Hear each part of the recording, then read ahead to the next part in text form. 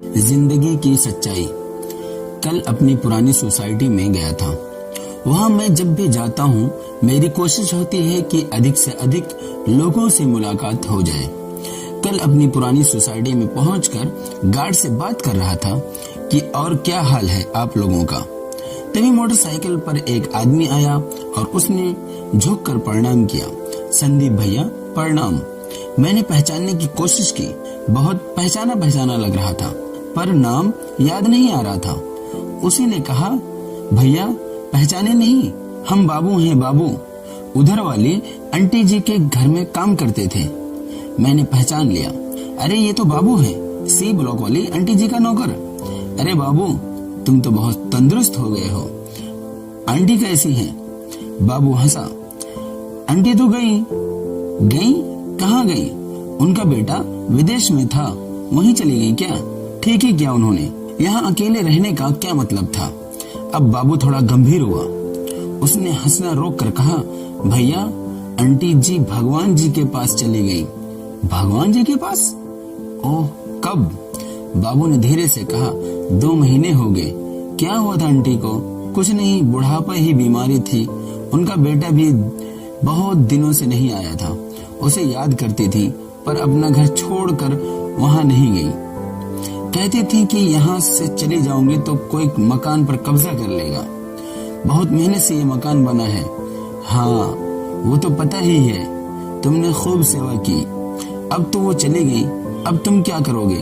अब बाबू फिर हंसा, मैं क्या करूंगा भैया, पहले अकेला था, अब गांव से फैमिली को ले आया हूँ। दोनों बच्चे और पत्नी अब यहीं रहते हैं। यही मतलब उसी मकान में? जी भैया। आंटी के जाने के बाद उनका बेटा आया था, 1 हफ्ता रुककर चले गए। मुझसे कह गए हैं कि घर देखते रहना, 4 कमरे का इतना बड़ा फ्लैट है, मैं अकेला कैसे देखता? भैया ने कहा कि तुम यहीं रहकर घर की देखभाल करते रहो।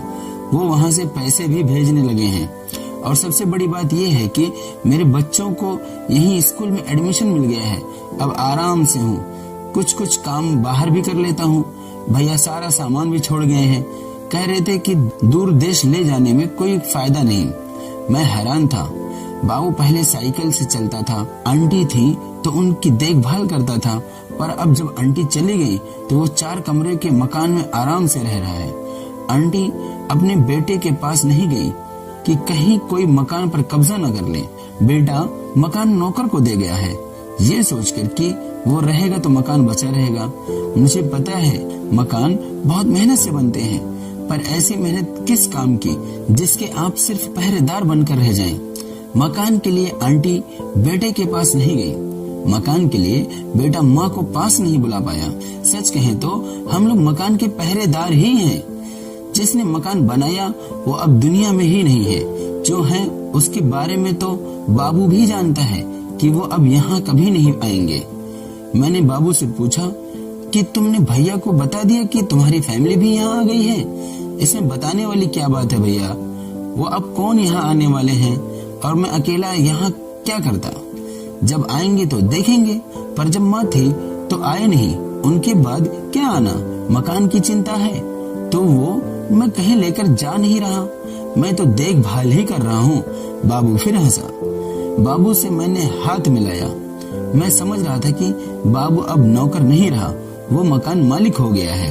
हंसते हंसते मैंने बाबू से कहा, भाई जिसने ये बात कही है कि मूर्ख आदमी मकान बनवाता है, बुद्धिमान आदमी उसमें रहता है, उसे जिंदगी का कितना गहरा तजुर्बा रहा होगा। बाबू ने धीरे से कहा, साहब सब किस्मत की बात है। मैं वहाँ से चल पड़ा था ये सोचते हुए कि सचमुच सब किस्मत की ही बात है। लौटते हुए मेरे कानों में बाबू की हंसी गूंज रही थी। मैं मकान लेकर कहीं जाऊंगा थोड़े ही, मैं तो देखभाल ही कर रहा हूँ। मैं सोच रहा था मकान लेकर कौन जाता है, सब देखभाल ही तो करते हैं। कहानी पसंद आए तो कृपया चैनल को सब्सक्राइब और वीडियो को लाइक जरूर करें और कमेंट में अपना सुझाव व्यक्त करें। थैंक यू, शुक्रिया।